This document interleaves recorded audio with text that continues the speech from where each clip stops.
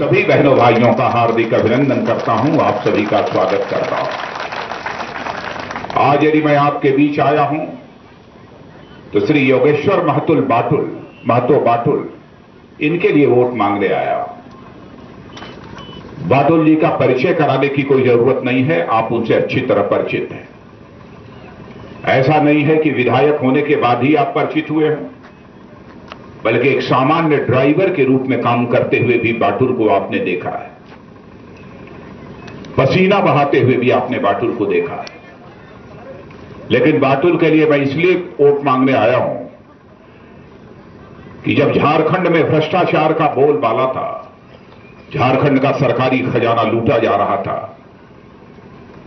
तो भले ही अपनी साल सवा साल सरकार ही क्यों न रही हो, लेकिन कोई मां का लाल उंगली उठाकर नहीं कह सकता है कि हमारे बाटुल के दामन पर कोई भ्रष्टाचार की दाग लगी हुई हो। इसलिए मैं बाटुल के लिए वोट मांगने आया।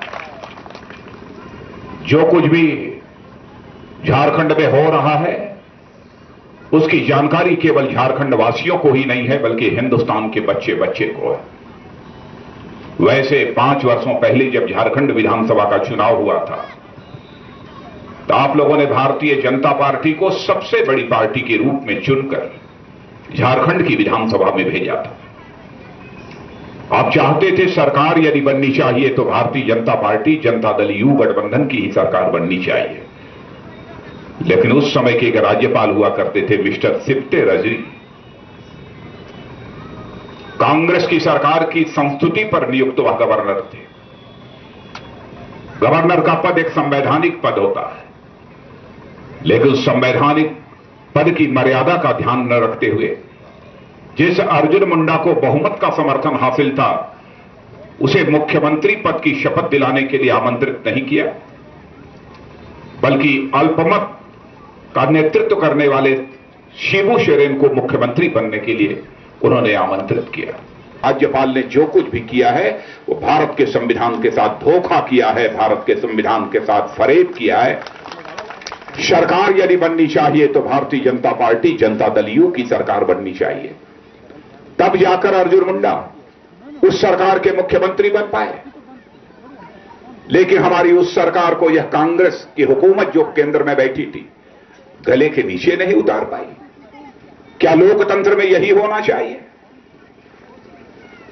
लेकिन 1 साल के अंदर ही विधायकों की खरीद फरोख्त की जाने लगी। अर्जुन मुंडा की सरकार को गिराने की जितनी भी कोशिश हो सकती थी वह कोशिश की जा रही थी। अर्जुन मुंडा ने मुझे टेलीफोन करके कहा कि अध्यक्ष जी, विधायकों की खरीद फरोख्त हो रही है, हमारी सरकार को गिराने की कोशिश हो रही है।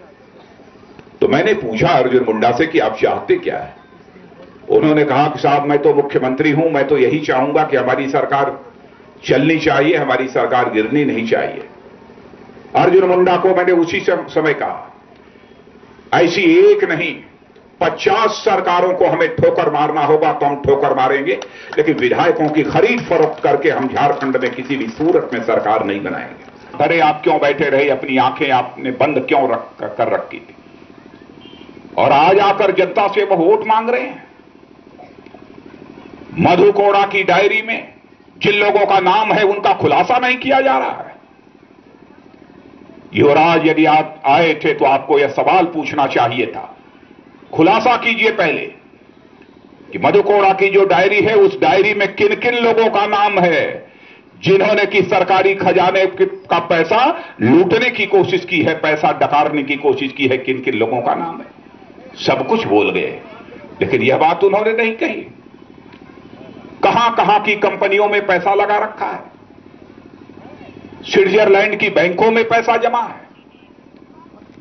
बहनों भाइयों, स्विट्जरलैंड दुनिया का एक ऐसा देश है कि जहां की बैंकों में पैसा जमा कर दिया जाता है तो यह पता नहीं लगता है किसका पैसा है, कहां से आया है, इसका रंग क्या है, काला है कि सफेद है, यह कोई कुछ भी पता नहीं लगा सकता है। मैं कहता हूं कि मधु कोड़ा की डायरी में किन किन लोगों का नाम है और कौन कौन लोग कितनी बार स्विट्जरलैंड जाने का काम किया है, इसका खुलासा होना चाहिए। और मैं आपको भरोसा दिलाकर जाना चाहता हूं, जिस दिन हमारी सरकार बन जाएगी मधु कोड़ा की डायरी का हम खुलासा करेंगे। इस बात का हम पता लगाएंगे कि कौन कौन अपराधी हैं और कितनी बार उन्होंने स्विट्जरलैंड जाने का काम किया है। पैसा, ये लोग सोचते होंगे कि हम उसे बचा लेंगे पैसा। बहनों भाइयों, भाजपा की सरकार आने दीजिए, हम इनको पैसा, आपका पैसा या कांग्रेस के नेताओं की गाढ़ी कमाई का, उनके पसीने की कमाई का पैसा झारखंड के सरकार के खजाने में नहीं जमा हुआ है। यह पैसा यदि जमा हुआ है तो झारखंड की गरीब जनता के पसीने की कमाई का पैसा झारखंड सरकार के खजाने में जमा हुआ है और इस पैसे को हम पचाने नहीं देंगे। हमारी सरकार बनाइए, इनके मुंह में उंगली डालकर इनके पेट से निकालना होगा तो हम सारा पैसा निकालेंगे और झारखंड की जनता के हम उसे हवाले करेंगे। हम किसी भी सूरत में इन्हें माफ नहीं करेंगे। ये कैसे फिर वोट मांगने के लिए जनता के बीच आ रहे हैं? मधु कोड़ा तो गांव का रहने वाला, गरीब मां की कोख से पैदा हुआ, गांव की मेड़ों पर खेलने वाला, उसको क्या मालूम कहां है सिंगापुर, कहां है थाईलैंड, कहां है बैंकॉक, कहां है स्विट्जरलैंड? इसकी क्या जानकारी? 62 वर्षों के इस आजादी के काल में लगातार 52 वर्षों तक हुकूमत जिन लोगों ने चलाई है, सारी कलाबाजियों से यदि परिचित है कोई तो वह सब सारे लोग हैं जिन्होंने की लंबे समय तक हुकूमत चलाई है। एक निर्दल को समर्थन देकर हिंदुस्तान के किसी राज्य में और आजाद भारत के इतिहास में आज तक नहीं ऐसा हुआ है किसी निर्दल को राष्ट्रीय राजनीतिक पार्टियों ने समर्थन देकर सरकार बनाया। मधु कोड़ा तो इस भ्रष्टाचार के मामले में केवल मुखौटा थे। बहनों भाइयों, भ्रष्टाचार को बढ़ाया है, खजाने पर डाका डाला है तो कांग्रेस पार्टी, राजद और झारखंड मुक्ति मोर्चा के लोगों ने डाका डालने का काम किया है। केवल मधु कोड़ा इसके लिए अपराधी नहीं है।